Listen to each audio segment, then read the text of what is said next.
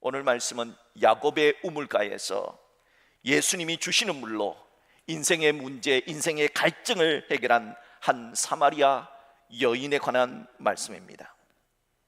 성경은 종종 우물가를 하나님의 승리 가운데 하나님의 사람을 만나는 만남의 장소로 묘사하고 있습니다. 창세기 24장을 보면 아브라함은 자신의 아들 이삭이 믿음의 배필과 만나기를 소원했습니다.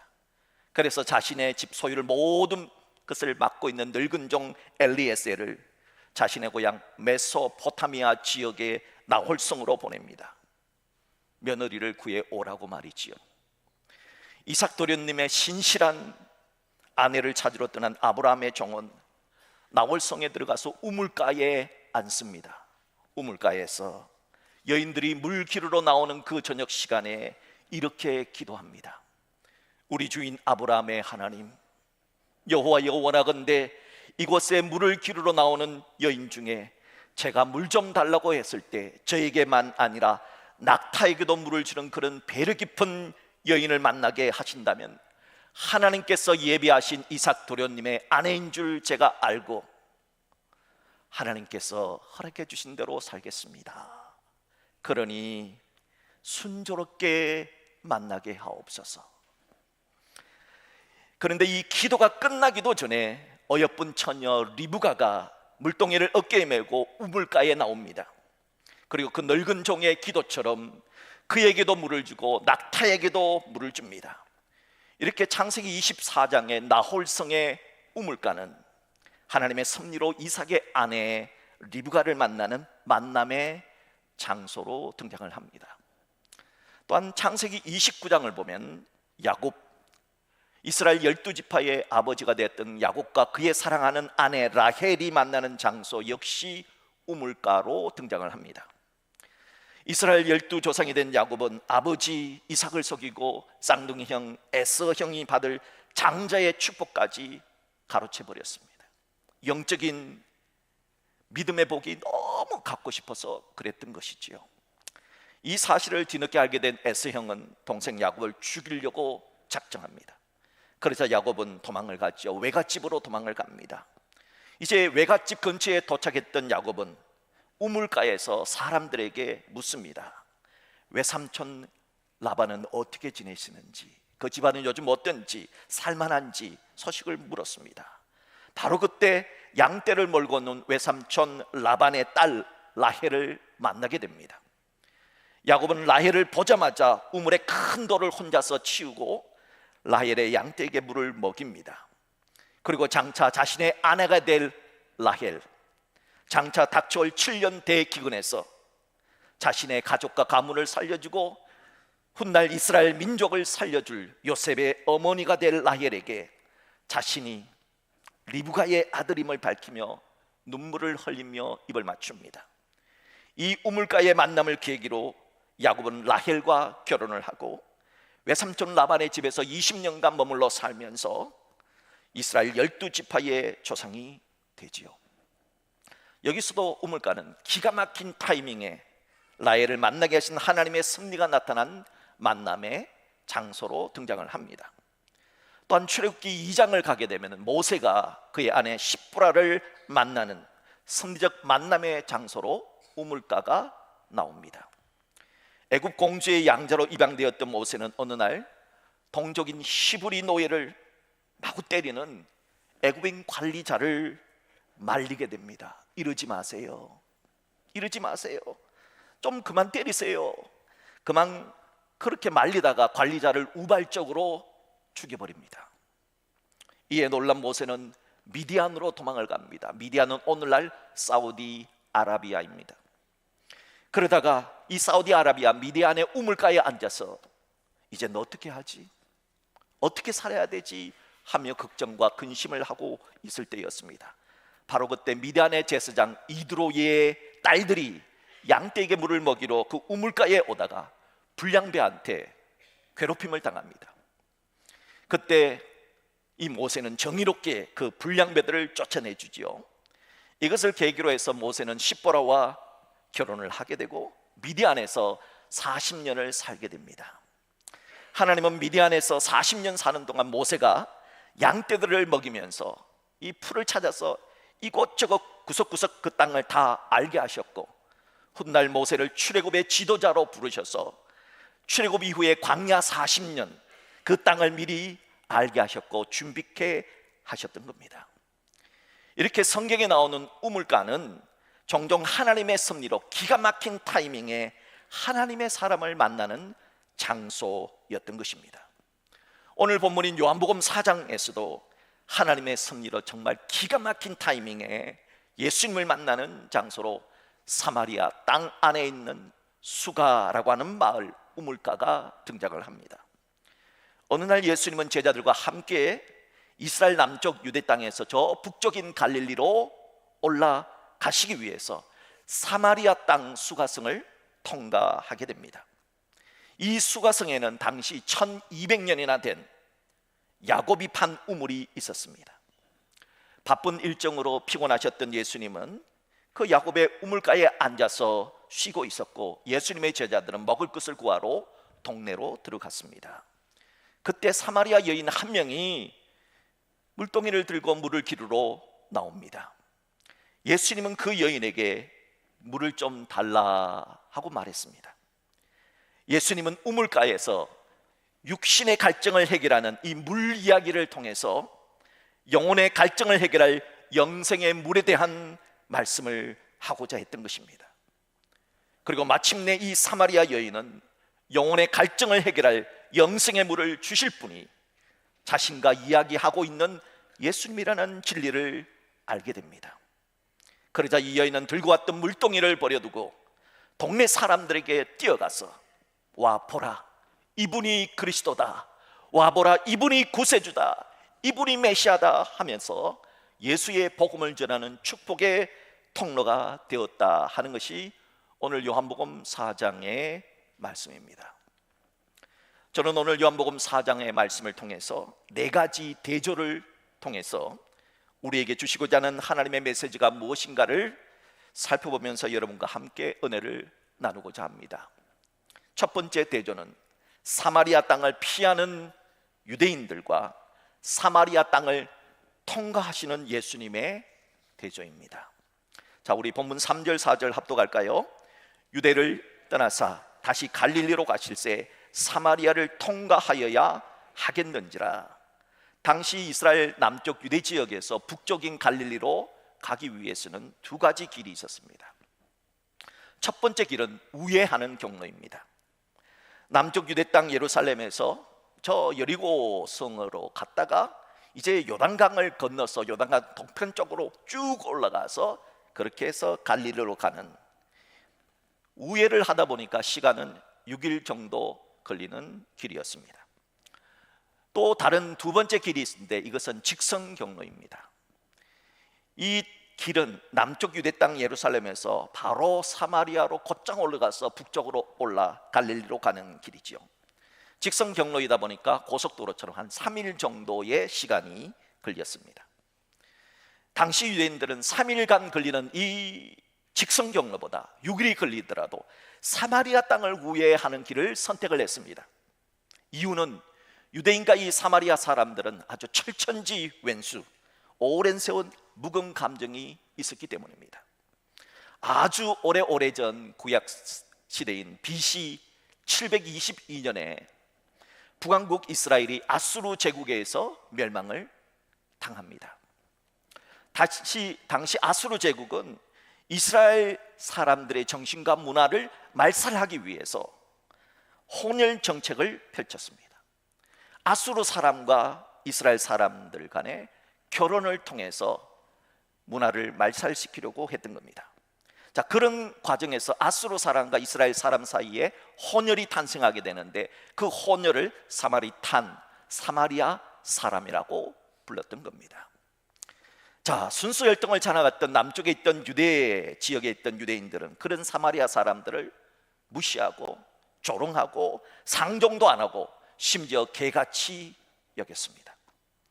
그러니 사마리아 사람들은 유대인들을 어떻게 대했겠습니까? 뻔하지 않습니까? 상처를 받았으니 상처받은 사마리아 사람들은 유대인들에 대해서 아주 나쁜 적대적인 감정을 가졌던 겁니다. 세월이 더해가면서 그 감정의 골은 점점 더 깊어져만 갔습니다. 그러다 보니 남쪽 유대인들은 아예 사마리아 땅을 피해가지 않는, 멀더라도 시간이 많이 걸리더라도 유예해서 가는 길을 늘 선택하게 되었던 것이죠. 자, 그런데 오늘 본문을 보세요. 예수님은 그렇게 하지 않았다는 겁니다. 예수님은 왜 다른 유대인들처럼 사마리아 땅을 우회하지 않고 그대로 통과하여 가는 길을 의도적으로 선택을 하신 걸까요? 여기에 첫 번째 메시지가 있습니다. 그 이유는 사마리아 사람들에게도 예수님이 필요하기 때문입니다. 사마리아 사람들에게도 예수의 복음이 필요하기 때문입니다. 이 세상 사람들 중에 예수님이 필요치 않는 사람은 그 누구도 없다는 메시지를 우리에게 주시기 위해서입니다. 사마리아 땅을 의도적으로 찾아가신 예수님, 오늘 이 예수님을 여러분을 기억하십시오. 그리고 우리들도 아직까지 예수님을 모르는 그 사람들을 찾아가서 예수의 복음을 전할 수 있기를 주의 이름으로 축복합니다. 두 번째 대조는 아무도 없을 것이라 생각했던 시간 6시, 그러나 그 시간에 기다려주시는 예수님과의 대조입니다. 오늘 본문에 따르면 예수님과 사마리아 여인이 만났던 시간이 나옵니다. 때가 6시쯤 되었더라. 당시 유대인들의 시간 6시는 한국 시간으로는 더하기 6을 하면 됩니다. 6 더하기 6은 12시 정오 시간입니다. 당시의 정오 12시는 이런 점심을 먹고, 여러분 지금은 우리가 하루 3끼 먹지만 옛날에는 2끼밖에 안 먹었어요. 한 70, 80년 전에도 2끼밖에 안 먹었어요. 언제부터 3끼를 먹기 시작했느냐? 그건 나라마다 조금씩 다른데요. 그러니까 이런 아침과 점심 사이에 이런 점심을 먹고 12시에는 반드시 낮잠을 자는 시간이었습니다. 오늘날에도 스페인을 비롯해서 중동과 더운 나라 사람들은 반드시 낮에 낮잠을 잡니다. 당시 이 낮잠 자는 시간에 왜 이 여인은 물 기르러 왔을까요? 보통 여인들이 우물가에 물을 기르러 오는 시간은 해질 무렵입니다. 물 기르면서 수다 떨고 하루의 스트레스를 푸는 겁니다. 그런데 왜 이 여인은 스트레스를 풀 수 있는 이 좋은 저녁 시간을 놔두고 낮잠 자는 그 시간에, 아무도 없는 그 시간에 물동이를 가지고 우물가에 왔다가 예수님을 만나게 된 걸까요? 이 사마리아 여인은 깊은 상처와 고통을 지닌 여인임을 알 수 있습니다. 자, 오늘 본문 18절에 의하면 그녀는 과거에 남편 5이 있었고 지금 있는 자도 내 남편이 아니니라는 예수님의 말씀으로 볼 때 이 여인은 무려 5번 결혼에 실패했습니다. 5번이나 남편이 죽었다는 겁니다. 지금은 거의 사라진 법이지만 고대 근동에는 형사 취수법이 있었습니다. 형이 사망하면 취수, 형수를 동생이 취하는 법입니다. 왜 이렇게 하느냐? 이렇게 해서 가문의 대를 잇고, 무엇보다 가장 중요한 것은 가문의 재산, 가문의 토지를 외부로 나가지 않도록 하기 위해서 만든 법이 형사취수법입니다. 그러니까 이 여인은 분명 6 형제가 있는 집에 장남에게 시집을 온 거예요. 시집 갔는데 그 장남이 맞이가 사망한 겁니다. 그래서 둘째랑 결혼을 했더니 그 둘째도 죽은 겁니다. 그래서 셋째랑 결혼했더니 셋째도 죽은 겁니다. 그래서 넷째랑 결혼을 했어요. 넷째도 죽었네요. 그래서 5째랑 결혼했는데 5번째 남편도 죽은 겁니다. 마지막 6번째와 결혼했는데 아마 이 6번째는 10대 이하일 것입니다. 나이가 10살도 안 되는. 그러니까 이게 이런 아픔을 갖고 있는 여인이 바로 오늘 본문에 나왔던 여인입니다. 여러분, 한 번의 사별도 얼마나 힘듭니까? 그런데 이 여인은 무려 5번의 사별을 경험했다니 이 여인의 마음은 어땠을 것 같습니까? 아마 그 속이 다 시커멓게 타버린 숯검댕이처럼 아프고 또 아프고 또 아프고 또 아팠을 겁니다. 남의 말하기 좋아하는 사람들이 누가 이런 아픈 상처 알아줍니까? 이런 깊은 속사정 누가 알아줍니까? 우물가 가면은 놀릴 거 아닙니까? 그래서 우물가에 가지를 못했던 거예요. 그래서 아무도 없는 시간, 아무도 찾지 않는 그 낮잠 자는 시간에 우물가에 간 거예요. 그런데 그 시간 누가 계셨습니까? 아무도 없다고 생각했던 그 우물가에 누가 계신 겁니까? 아프고 쓰리고 아픈 상처를 지는 그 사마리아 여인이 아무도 없을 거야 생각했던 그 시간 우물가에 예수님이 계셨습니다. 예수님은 기다렸던 겁니다. 그 여인이 자신을 찾아오기를. 오늘날에도 이 사마리아 여인처럼 수많은 사람들은 깊은 상처를 안고 고통을 간직한 채 그 아픔과 고통을 마치 자신의 숙명처럼 받아들이며 남의 눈을 피해서 홀로 살아가려는 이 시대의 수많은 우물가의 여인들이 있습니다.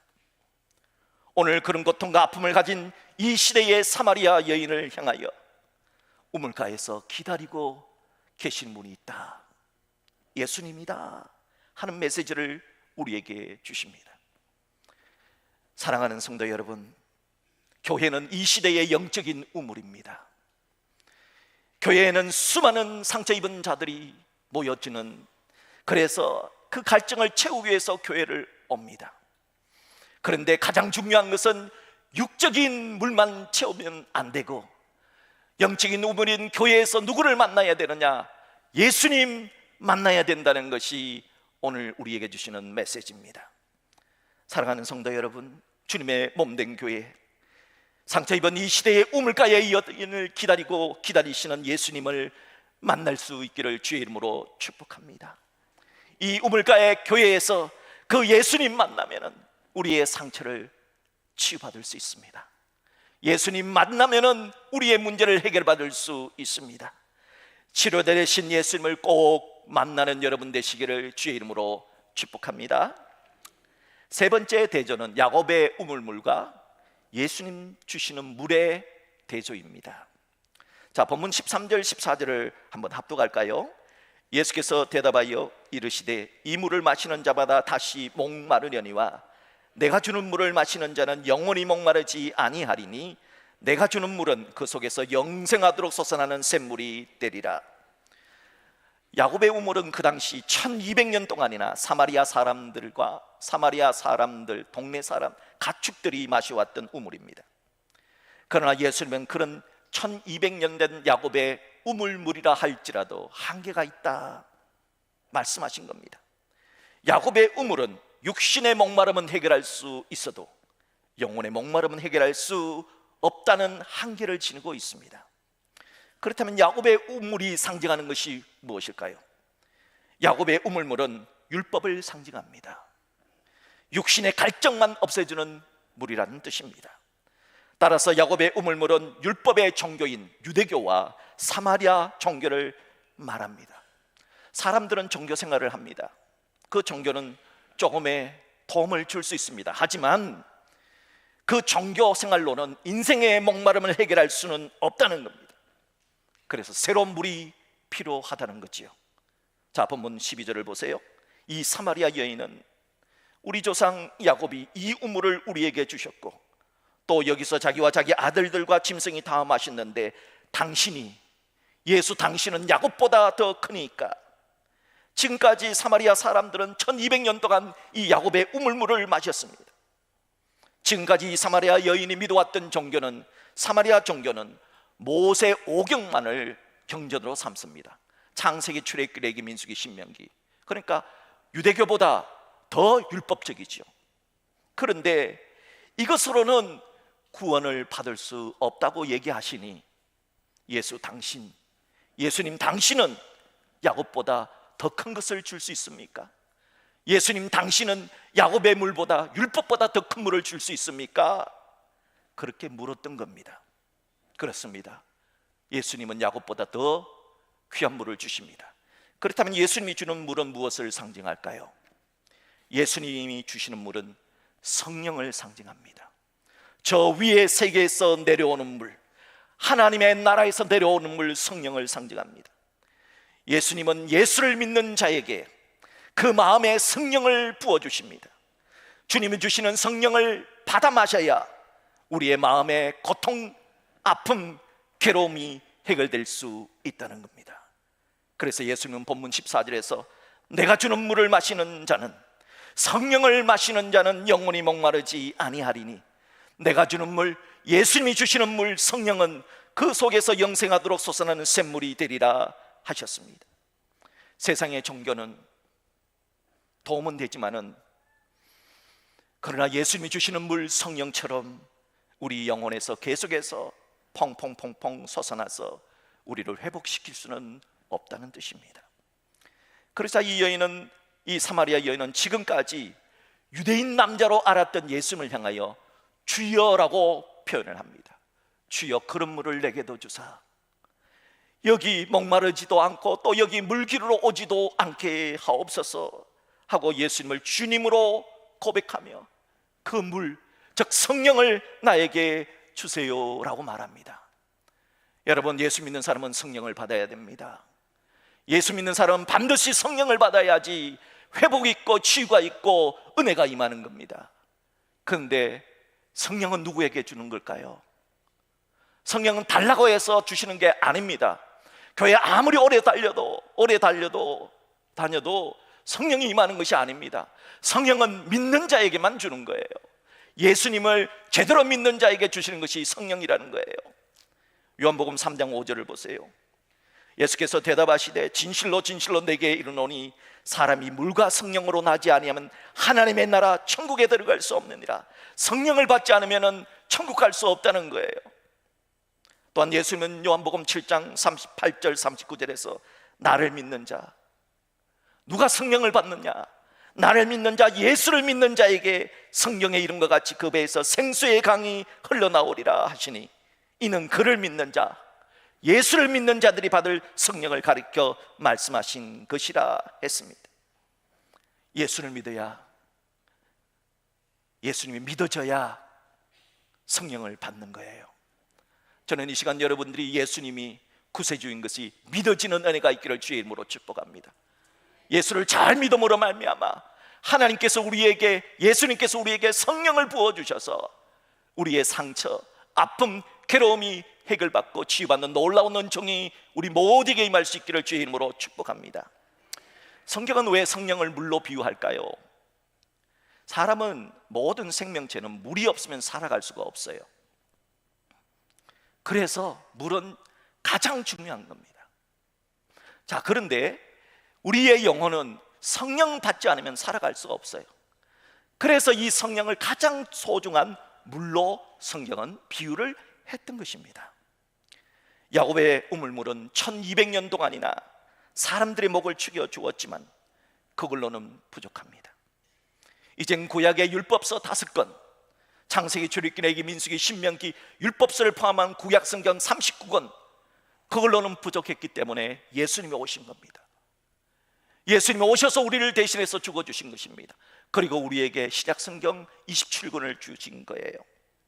그러므로 우리 모두는 신약 성경, 구약 성경, 이 모든 성경 66권과 예수 그리스도를 구세주로 믿는 믿음으로써 성령을 받을 수 있으며, 성령을 충만히 받을 때 우리의 아픔도 괴로움도 고통도 해결받을 수 있다 하는 겁니다. 네 번째 대조는 여섯 남편과 예수님과의 대조입니다. 우물가의 여인을 향해 예수는 16절에서 가서 내 남편을 불러오라 이렇게 말하십니다. 그러자 이 우물가의 여인은 주님, 나는 남편이 없습니다 하고 시치미를 뚝 뗍니다.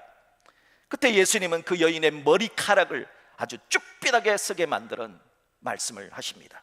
본문 17절 하반절에서 18절까지의 말씀인데요, 다 같이 한 목소리로 합독합니다. 예수께서 이르시되 내가 남편이 없다 하는 말이 옳도다. 너에게 남편 5이 있었고 지금 있는 자도 내 남편이 아니니 내 말이 참되도다. 예수님은 그 여인이 숨기고 싶은 비밀, 아픔, 고통을 다 아시는 분이다 하는 것을 지금 드러내고 있습니다.